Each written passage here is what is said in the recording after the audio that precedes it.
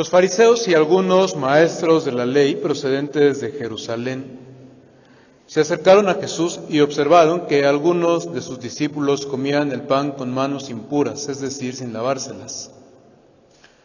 Conviene saber que los fariseos y los judíos en general no comen sin antes haberse lavado las manos meticulosamente hasta el codo, observando así la tradición de sus antepasados. Y al regresar de la plaza, si no se lavan, no comen, y observan por tradición muchas otras costumbres, como la purificación de vasos, jarros y bandejas. Así que los fariseos y los maestros de la ley le preguntaron: ¿por qué tus discípulos no proceden conforme a la tradición de los antepasados, sino que comen sin purificarse las manos? Jesús les contestó: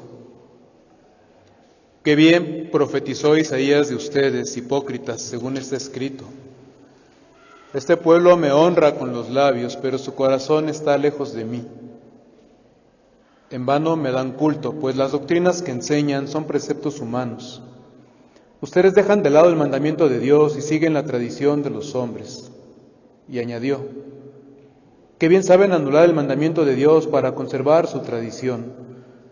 Pues Moisés dijo: honra a tu padre y a tu madre, y el que maldiga a su padre o a su madre será castigado con la muerte.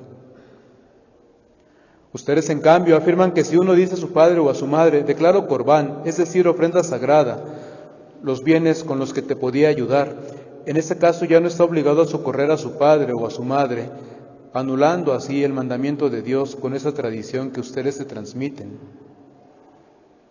Y hacen muchas otras cosas semejantes a esta. Y llamando de nuevo a la gente les dijo: escúchenme todos y entiendan esto. Nada de lo que entra en el ser humano puede mancharlo. Lo que sale de su interior es lo que mancha al ser humano. Cuando dejó a la gente y entró en casa, sus discípulos le preguntaron por el sentido de la comparación. Jesús les dijo: ¿de modo que tampoco ustedes entienden? ¿No comprenden que nada de lo que entra en el ser humano puede mancharlo, puesto que no entra en su corazón sino en el vientre y va a parar a la letrina? Así Jesús declaraba puros todos los alimentos y añadió: lo que sale del ser humano, eso es lo que mancha al ser humano, porque es del corazón de los humanos de donde salen los malos pensamientos, fornicaciones, robos, homicidios, adulterios, codicias, perversidades, fraude, libertinaje, envidia, injuria, soberbia y necedad. Todas estas maldades salen de su interior y manchan al ser humano. Palabra del Señor.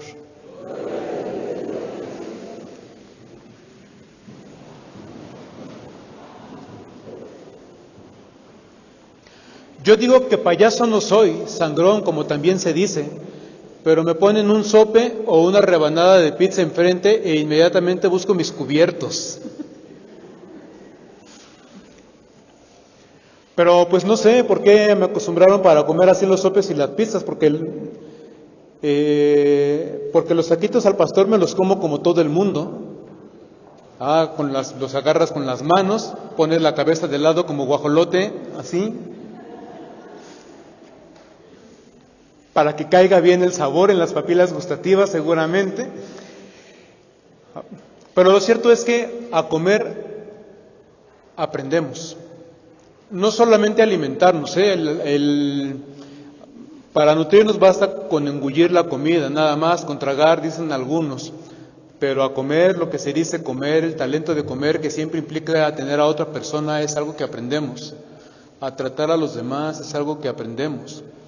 Cuando yo iba iniciando la carrera, la licenciatura, mi amiga María Briceño se dio como a la tarea también de darme una formación de etiqueta para que estuviera yo preparado para todos los momentos de mi vida profesional.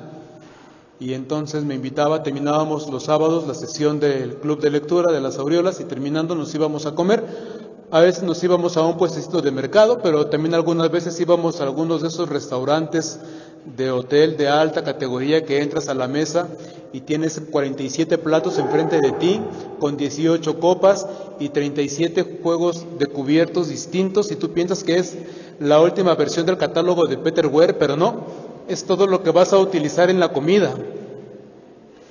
Entonces, en alguna de esas ocasiones, además ella tenía la deferencia de pagar siempre la cuenta en los restaurantes caros, y cuando íbamos al mercado me podía ya dar el lujo de decirles, si quieres yo pago hoy.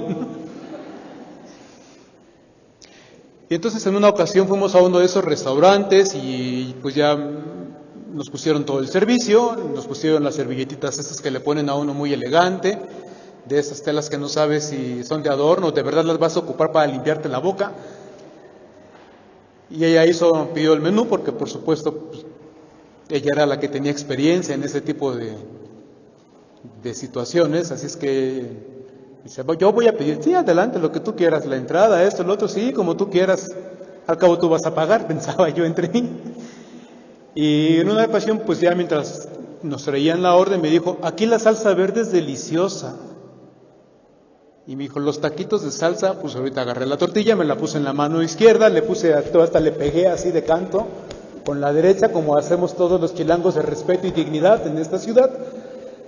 Y me dice ella así con mucha ternura, con mucha delicadeza, con mucha deferencia, me puso su mano encima de la mía y me dijo, ¿te puedo enseñar algo? Y yo dije, trágame tierra, ya la regué.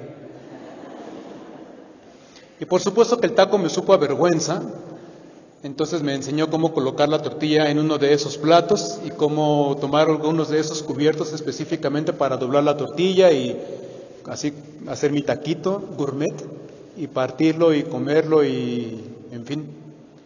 Y aprendí muy bien la lección, no de hacer tacos, eso todavía no, esa parte sí como que no me la aprendí muy bien, pero sí lo de tener mucha deferencia con la gente que está sentado contigo en la mesa, a la mesa. María misma contaba, trabajaba en Euskadi y no trabajaba en cualquier área, trabajaba ya con el mismo señor Euskadi y contaba de una ocasión, de una cena en su casa donde hubo salmón para la cena y le pusieron los vasitos, los bowls que les llaman, con agua y sus rodajitas de limón para que uno introduzca los dedos y los limpies de esas emanaciones peculiares de los pescados. Y entonces uno de sus compañeros enfrente del señor Euskadi tomó el vasito y se tomó todo el agua con todo y las rodajas. Y por supuesto los compañeros de trabajo dijeron, lo menos han de haber pensado que naco, pero el señor Euskadi se puso a la altura de su empleado, tomó su propio vasito y también se lo bebió de un solo trago.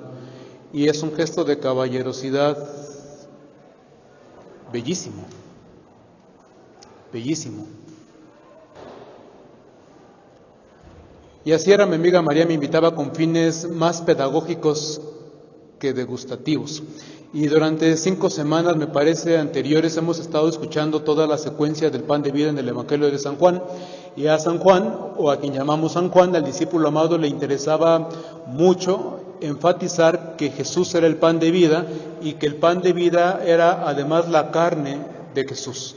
Pero al evangelista San Marcos le interesa más bien, hablando del pan, le interesa la manera que tenemos de comer, la manera en la cual nos tratamos cuando comemos juntos. Por eso esta escena en la cual los fariseos y los maestros de la ley, los escribas, observan cómo comen Jesús y sus discípulos para echarles en cara que ellos no siguen todos los protocolos de etiqueta, ni los manuales de Carreño, ni todas esas maneras decentes que tiene la gente fina y educada de comer cosas elegantes. Se ve que nunca fueron de misiones a la sierra. Pero además hay una situación que aprovecha el evangelista para decirnos: a Jesús no solamente no le gustaban ese tipo de rituales, no porque fuera cochino, ni hippie, sino porque le parecía que encubrían comportamientos hipócritas, para decirlo directamente en el lenguaje de Jesús. Porque hay gente que en el nombre de Dios se dedica a ritualizar, a cumplir, a observar normas, a seguir la letra de muchos mandamientos y no se preocupan de preguntarse por qué hay que hacer eso, cuál es el sentido, en qué nos ayuda a ser mejores personas, en qué nos acerca a la mesa del reino de los cielos. Jesús tenía bien claro cuál era el sentido de su mesa y de compartir el pan y el vino de esa mesa. Reunirnos a todos. Ayudarnos a hacer de la mesa una expresión de misericordia y del reino de Dios. Solo que a mí no me pregunten por qué a los liturgistas se les ocurrió tijeretear la secuencia narrativa del Evangelio de San Marcos que hemos escuchado. Yo la semana pasada les conté que compré la versión novelada de Merlí y comencé a leerla, y yo estaba seguro, desde que lo compré, que no me iba a gustar más que la serie, porque la serie es maravillosa, entre actuaciones, escenarios, no solamente el guión, la música de fondo, pero pues le gana a uno el morbo y dices, a ver qué tal, está la versión novelada y si se puede hacer el camino de regreso. Y a mí particularmente me gustaron dos secuencias en la serie. Uno, cuando Bruno, el hijo de Merlí, el profesor, se va a vivir a Roma, y entonces tanto el padre como el hijo están con su orgullo varonil y no quieren dar su brazo a torcer y no se quieren despedir como Dios manda, hasta que la abuela, la Calduc, una de las mejores actrices de Europa, aunque ella misma dice que soy una de las mejores actrices de Europa, solo que no conozco a las otras. Humilde ella como un servidor. Hasta que a la Calduc le dijo a Merlí, se te está yendo el hijo a Roma y no le vas a decir adiós, despídete de él. Y entonces se atrevieron a hacer un lado prejuicios, orgullos, y se dedicaron a pasear en una especie como de Chapultepec catalán. Y fue una cosa maravillosa ver cómo el adolescente y el padre aprendían a quererse y a tratarse una vez que se pusieron a jugar como niños. Y por supuesto, otra secuencia que me gustó mucho, va en esa misma línea, es cuando muere Jaume, el padre de Joan Capdevila, el adolescente. Jaume es abogado, tiene cáncer, va a morir, y Joan, lo que son las cosas con los adolescentes catalanes, que es malcriado, respondón, le lleva la contra a los papás, fuma marihuana con tal de llevarle la contra a los... Gracias a Dios estamos en México, esas cosas aquí no se ven, que los adolescentes sean malcriados, hasta que finalmente asumió que el papá estaba muriendo y que no tenía caso ocultarlo, ni tenía que ponerle eufemismos, sino aceptar que el papá se iba a morir, y por qué no ayudarlo a morir contento, que es una cosa de la que no nos gusta hablar, pero entre morir contento y hacer que no nos estamos muriendo, mejor morirse contento. Por algo dicen que los peores remordimientos que nos llevamos a la tumba no son de lo que hicimos, sino de lo que se nos antojó y no hicimos. Pero en fin, a mí no me hagan mucho caso en ese sentido. La cosa que Jaume se está muriendo y el hijo lo lleva a tocar las campanas de la iglesia donde Jaume era acólito cuando era niño, a medianoche, a unas horas antes de morir. Y se reconcilian y se abrazan y están tan contentos el padre y el hijo, haciendo lo que al padre le gustaba cuando era niño, lo que le dio fe y sentido a su vida en algún momento, para que puedan abrazarse y despedirse. Yo por supuesto que lloré en ambos capítulos, y cuando vi que en el libro no venía nada de eso, lo aventé, le eché el conjuro, que nunca nadie te lea antes de ver la serie, lo castigué con mi desprecio y me fui a buscar otra novela, y me parece que sí tenemos que hacerle a esas hojitas que tienen ustedes en las manos, que nunca nadie las lea sin antes haber ido a la Sagrada Escritura a leer el Evangelio completo, porque Jesús dice, lo importante de la mesa es la misericordia. Hay gente que dice, Jesús, no se vale que digan que con lo que yo podía ayudar a mis papás, mejor no se lo voy a dar a mis papás, se lo voy a dar a Dios y digo que esto es sagrado. Y entonces, como ya es de Dios, pues ni modo que se los dé a los necesitados. Eso es hipocresía. Ni siquiera Dios no puede ser utilizado para no practicar la misericordia, porque el nombre de Dios es misericordia.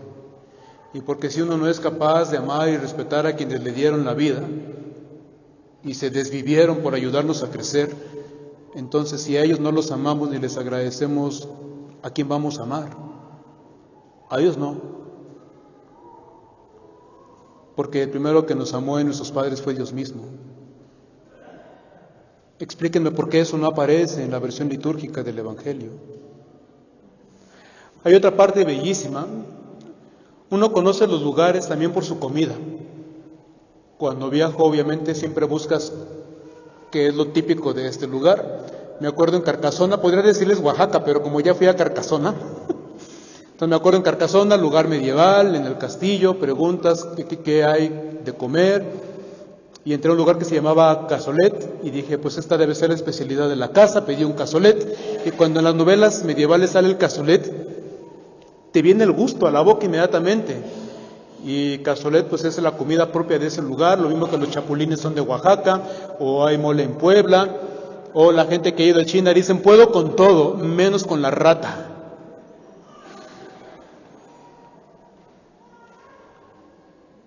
Entonces, la comida también es un signo de un grupo de personas que están detrás de ella. No es solamente la manera de comer, sino es también lo que comemos. Y lo que comemos es expresión, insisto, de un grupo, de una población, de un segmento de población. Y cuando Jesús dice que no hay alimento impuro, está diciendo que no hay pueblo impuro, no hay segmento de población impura. Es decir, no hay ninguna razón para dejar a alguien afuera de la mesa del reino de Dios. Quien ha excluido a alguien, quien deja fuera a alguien por la razón que sea, no conoce a Dios, no come como come Dios. No se puede dejar afuera a quien tiene hambre, ni se puede marginar a nadie. Eso no es propio del reino, eso es propio de los hipócritas, de los superficiales, de los intolerantes. Explíquenme por qué eso no aparece en la versión litúrgica. A veces nos confesamos de manera muy rutinaria y muy burda. Padre, me acuso, a veces dice la gente mayor, algunas religiosas, no me levanté 2 días del mes a rezar mis oraciones en la mañana. Yo el viernes me quedé dormido y no bajé a misa con las monjitas. Me da vergüenza, pero no me da remordimiento. Con lo poquito que duermo yo todos los días, pues es perfectamente natural que me quedara dormido una vez en toda mi vida. Y ya cuando me dijeron que había bajado el Padre Tapia, pues me volví a dormir, pues ya qué más. Sí, pero no me da vergüenza, si me da vergüenza, no me da remordimiento. Entonces siempre les digo a las hermanas, el asunto no es que usted se haya quedado dormida 2 días. Lo que yo quisiera saber es que ella en su corazón, los otros 28 días que sí se levanta temprano, ¿a qué se levanta? ¿De verdad a alabar al Señor? ¿O se levanta nada más para quedar bien? ¿O se levanta porque le da miedo que le reprochen su incumplimiento? ¿O se levanta porque quiere que toda la comunidad vea que es la perfecta, la que no falla, la primera que llega a la capilla, la primera que se hinca? ¿Por qué sí se levanta? ¿Qué es lo que insiste Jesús? Las manos pueden estar sucias, lo que tiene que estar limpio es el corazón. ¿Qué hay en el corazón? De eso hay que confesarse, de eso hay que revisarnos siempre.